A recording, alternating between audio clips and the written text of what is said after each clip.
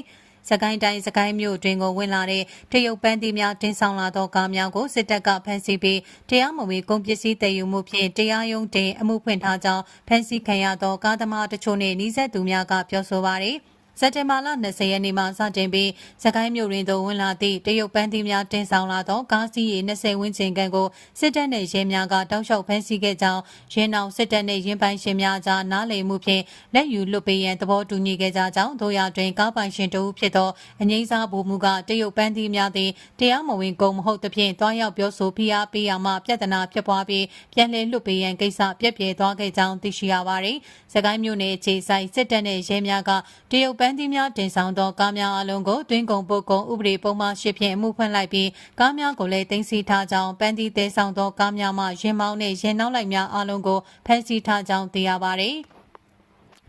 တရုတ်ပန်းသီးတဲတဲ့ကစုစုပေါင်းအစီး20အဖမ်းခံရတဲ့ပထမတော့တစည်းကို300နဲ့ညှိထားတဲ့အဲ့ဒီတော့ပထမအရစ်320ပေးထားကြတဲ့ဒုတိယအရစ်ကိုစက်တင်ဘာ25ရက်ပထမရုံးချိန်မှာ340နဲ့ဒုတိယရုံးချိန်မှာ340ပေးဖို့ညှိထားကြတာအဲ့ဒီမှာကုန်ကားတစည်းရဲ့ပိုင်ရှင်ရဲ့အကိုကဗိုလ်မှူးဟောင်းဆိုသူကနေအမှုရဲရှိတဲ့စကိုင်းမြို့ထဲလာပြီးရဲစခန်းကိုပြန်လွတ်ဖို့ဖိအားပေးရကနေမပြေမလဲဖြစ်ကုန်ကြတယ်အဲ့ဒီမှာရဲတွေလည်းငွေဆက်မတောင်းရဲပဲနဲ့တရားဥပဒေအတိုင်းဆိုပြီးဖြစ်ကုန်ကြတယ်ဒါပေမဲ့တရုတ်ပန်းသီးကိုပို့ကုန်သွင်းကုန်ဥပဒေနဲ့တရားမဝင်ကုန်ပစ္စည်းဖြစ်သတ်မှတ်တရားစွဲတာကတော့ရုပ်ပေါက်တာပေါ့ဟုဖမ်းဆီးခံထားရတဲ့ကားသမားအချို့နဲ့နှိစက်သူကပြောပါတယ်တရုတ်ပန်းသီးများကိုတည်ယူသောကားသမားများနဲ့ရင်နောက်လိုက်များကိုစစ်တပ်နှင့်ရဲများကဆွဲဆိုထားတဲ့သွင်းကုန်ပို့ကုန်ပုံမှန်ရှင်မှထောင်ဒဏ်3နှစ်ထက်မပိုသောထောင်ဒဏ်ကိုဖြစ်စေငွေဒဏ်ကိုဖြစ်စေတန်း2ရက်လုံးဖြစ်စေချမှတ်နိုင်ကြောင်းပြဋ္ဌာန်းထားတယ်လို့သိရပါတယ်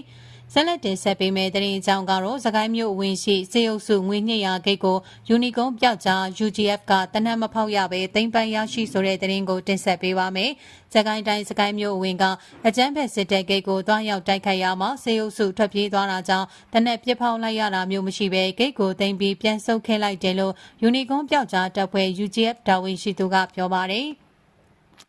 စက်တင်ဘာလ26ရက်မနေ့ကမနေ့ပိုင်းမှာစကိုင်းမြို့ဝင်ဝက်ချက်ကျေးရွာတောင်ဘက်မှာရှိတဲ့အကြမ်းဖက်စစ်တပ်ဂိတ်ကိုတွားရောက်တိုက်ခိုက်ရမှာစေအုပ်စုကြောင်းလန့်တကြားကားတွေနဲ့ထွက်ပြေးသွားတာကြောင့်ယူနီကွန်ပျောက်ကြားတပ်ဖွဲ့ဝင်တွေကတနက်တစ်ချက်မှမဖောက်ရဘဲစခန်းကိုရလိုက်တယ်လို့သိရပါတယ်။ဂိတ်ကိုရလိုက်တာမှန်ပေမဲ့ဘာပစ္စည်းမှမရပါဘူး။ဂိတ်ကဒီကောင်တွေကငွေညှစ်စစ်ဆေးလုပ်တဲ့နေရာပါဟုယူနီကွန်ပျောက်ကြားတပ်ဖွဲ့ UGF တာဝန်ရှိသူကပြောပါတယ်။အဲဒီနောက်မှာတော့စေအုပ်စုတွေဟာစကိုင်းမြို့ပေါ်ကနေအင်အားဖြစ်တင်ပြီးစုခွာကြရမှာဝဲရာတလျှောက်ကျေးရွာတွေကိုလက်နက်ကြီးတွေနဲ့ရန်တမ်းပစ်ခတ်တာမျိုးလှုပ်ဆောင်ခဲ့တဲ့အတွက်ဝက်ချက်ကျေးရွာနေကလေးတယောက်နဲ့ပေ90ကျေးရွာနေလူလက်ပိုင်းတို့ကိုထိမှန်ခဲ့တယ်လို့သိရှိရပါတယ်။